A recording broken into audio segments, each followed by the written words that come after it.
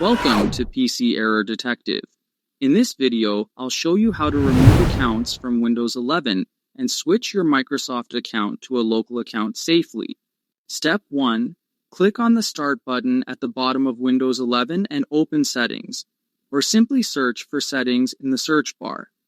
This is where all your system configurations are located, and it's the first step to managing accounts. Step 2. In Settings, go to Accounts from the left-hand menu. Accounts is where Windows stores all user information and account options, making it easy to manage who can use your PC. Step 3. Scroll down and click on your info under Account Settings.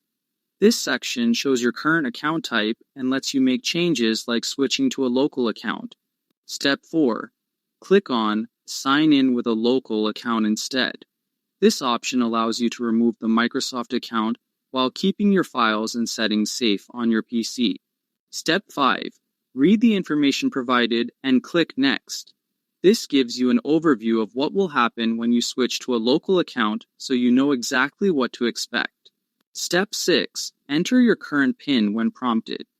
This is a security step to verify your identity and ensure that only you can make changes to the account. Step 7. Enter your new local account username and password, then click Next. Make sure your password is secure, as this will protect your PC and data moving forward. Step 8. Click Sign Out and finish to switch to your local account. This completes the process of removing the Microsoft account from your PC. Step 9. Sign back in using your new local account credentials. This confirms that your account has been successfully switched, and you can access your files as usual. Thanks for watching, and don't forget to subscribe to PC Error Detective for more helpful Windows tips.